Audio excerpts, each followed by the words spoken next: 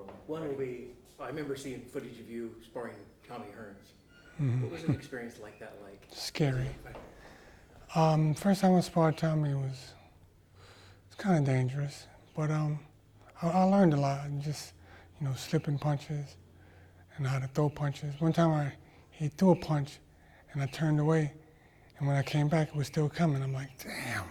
And when he hit me, I was like, oh, and I just stopped. And so Emanuel was like, okay, you all right, Mark? You okay? I'm like, oh, I'm okay. And from there, man, you got to pick it up. I'm like, okay. I'm thinking to myself, I got to pick myself up off the canvas in a minute. But then everything just changed. I just started, just go at him. Probably a great experience though, because few guys you sparred or fought had the kind of range and length that you had. Yeah. You did. I mean, he changed my, he changed my style up a little because just watching him, I was basically watching him doing what he was doing to me. I was trying to do back to him at the same time. So, but he would do something like this here, and I do the same thing, and he'd start looking at me, he'd laugh, and I'm laughing. I'm like, hey, hell, it works for you. I'm gonna see if it worked for me. But I kept doing it. I learned a lot just doing what he was doing. KRONK was distinctive in its look, its feel, its approach. What was that atmosphere going into KRONK Gym, the basement, KRONK Recreation Center? First day going in there was hot, very hot.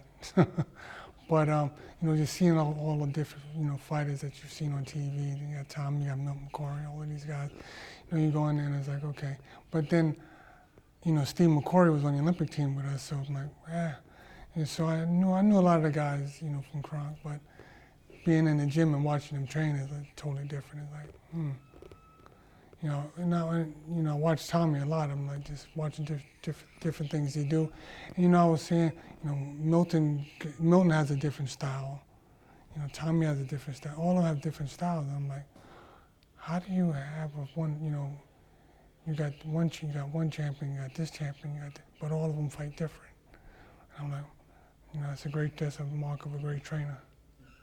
One of your trademarks is your use of the jab and working at long distance, using that range. Yeah. Well, using a long jab, long hard jab. Tommy taught me that. I felt a lot of hard jabs from Tommy throwing them, and just slap jabs, stiff jab, and then stepping back and jabbing at the same time, and the guy run into the jab. I learned how to, just different jabs. I used to watch Roberto Duran throw different jabs. I'm like, wow.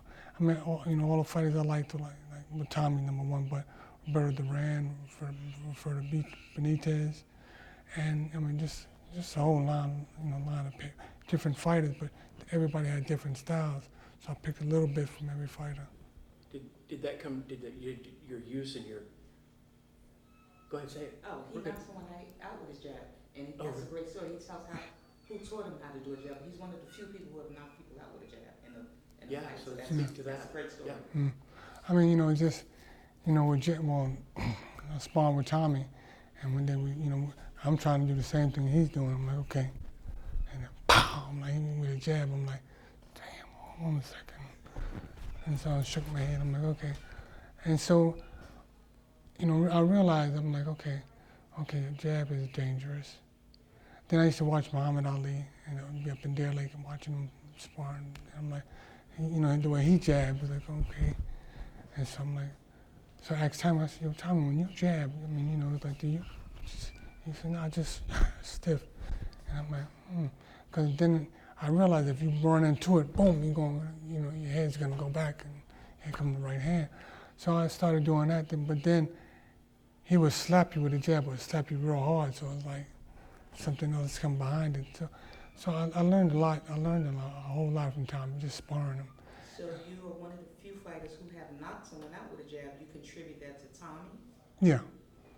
Because, it's like, when you're throwing a jab, you're stepping in, boom. And then, a lot of guys step in, that's how you taught, step. But it's like, you step with, and then you lock your arm, boom. Because if you're coming in real fast, and if your arm is not stiff, it'll go back in. But if it's stiff, your head's gonna go up, and then the right hand comes right behind it.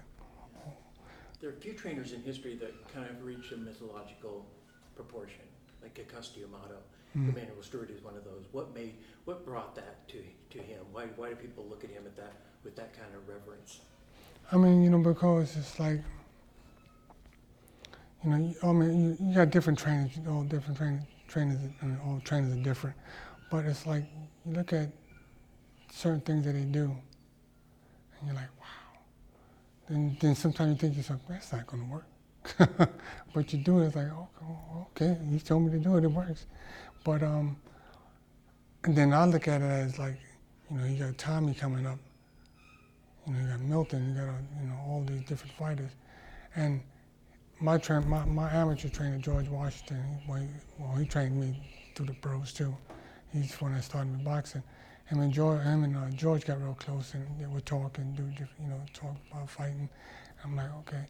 And so, you know, Emanuel was just so down, you know, she was down there, just, you know, great person. I mean, he's the boxing encyclopedia. You know, he tell you to do this, he tell you to do that, and it works. Did you have something? No, I was at the end, I wanted you to edit that. He likes, when he always says that, and I took him there to say it, but teaching them how to lock and do, that's something that you want to teach in training only, and you don't want that all over the media for free. So just edit that part out, but I wanted him to say that Tommy is the one who taught him how to throw a jab so effectively that he knocked someone out. And you get that part, he says Tommy attributes that, and then after that you can cut when he's showing you how to do it and locking it. That thing, that's all. I just want that out of there. But the thing you is, don't put it in writing, but you remember that's not. No. See, but I can just say that, but not. No, that's what we want him to stop after that. So you don't give them. That's not for the public. The teaching skills. No, I mean you know when you jab, you know, throw a stiff jab, but the power's not coming from here. The power's coming from here. Right. That's what we said. We don't want him like the person that you had to take out your training tips. That's not for the public. That's all we're saying. But we want you to contribute it to Tommy. Oh yeah, Tommy. I mean, he told me. I mean, I learned by getting hit. He's not even now. He's just talking. So that's all I was gonna say. You go ahead. I just want to say that. I learned by getting hit all the time. I'm like, okay, I don't want to do that no more. Do you have like one specific memorable moment being at the KRONK Gym, either a sparring session that was amazing, or an event that happened there, or an experience you had of some sort?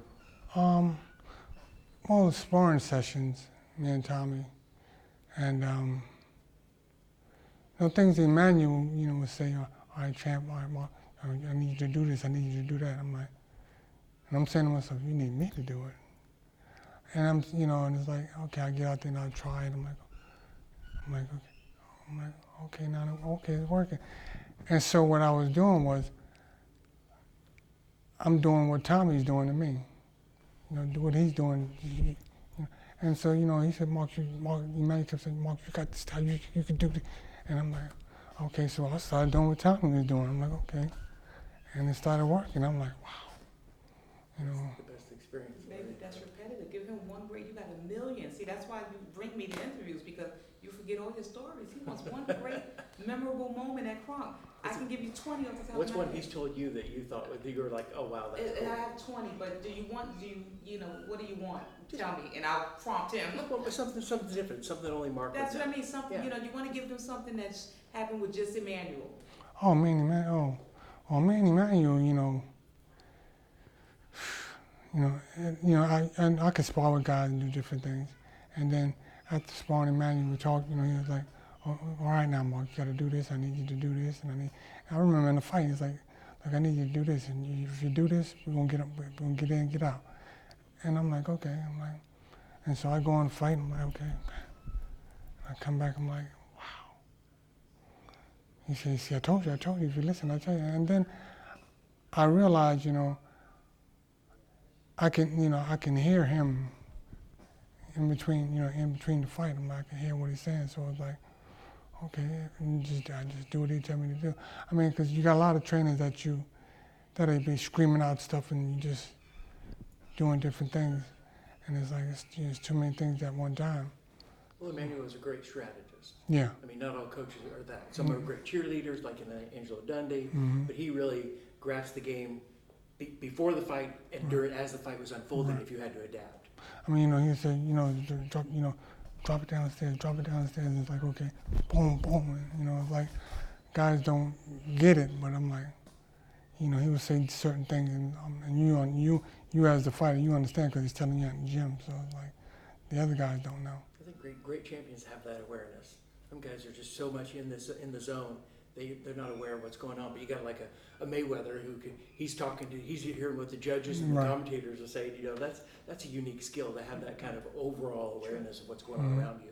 You told me things that Emanuel told you still are in your head today, that you can remember things that Emanuel told you that you take with you, that you use in training, that you take with you. Oh man, I mean, it's just like with the jab, it's like, like when I jab, he liked my jab, but it's like, he said, when you throw it, lock it, bam, just lock it.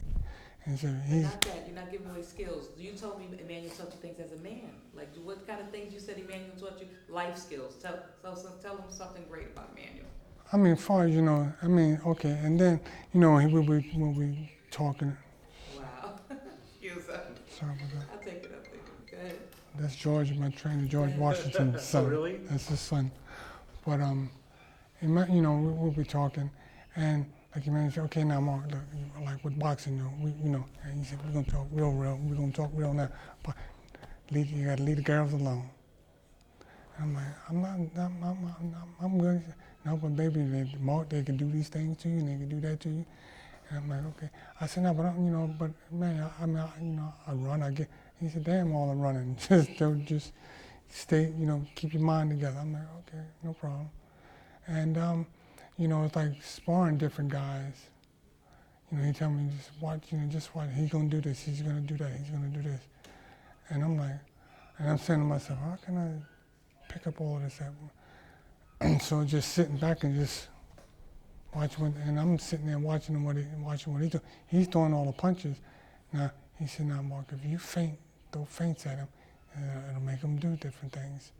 So I'm doing different things, and he's trying to get around that. I'm like, wow. And just throwing feints and just doing little moves you do, throws the guy off, and it's like, okay, and it gives you an opportunity to do something different. That's good. That's good. Yeah. All right. Awesome. Thank you. No problem. That's great. Ooh,